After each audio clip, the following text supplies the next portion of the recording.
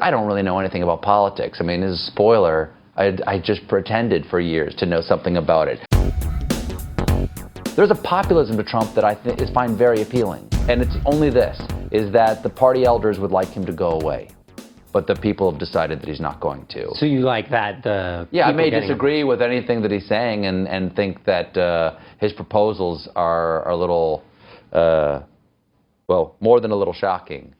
But there is something really hopeful about the fact that, well, 36% of the likely voters want him, so the people in the machine don't get to say otherwise. That's the one saving grace, I think, of his candidacy.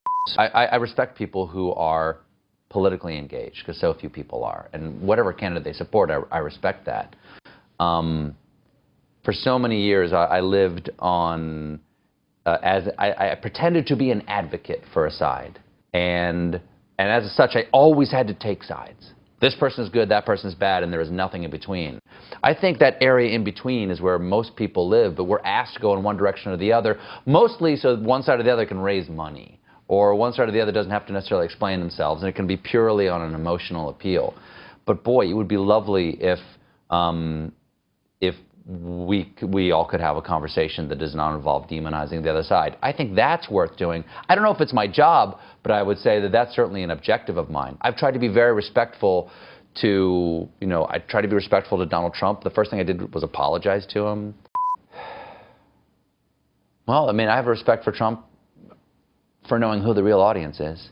That if you really want to win, you've got to get the people. The people get to make the call, especially now, because the parties are so beholden to big money that the party apparatus itself has been dismantled in favor of just cash. And so there aren't, wise old people who get to make the call, because that's been farmed out to super PACs, which don't seem to be that powerful themselves, really. But in giving the power over to those super PACs, they've actually completely defanged the party themselves. That's why you can't stop a Trump.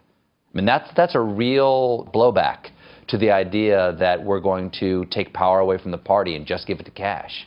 What I do respect is that he knows that it is an emotional appeal, and it might be emotional appeals that I can't respect, but he knows that you have to appeal to the voter. And that's why I may be wrong. I made a big deal about there's no way he's going to win.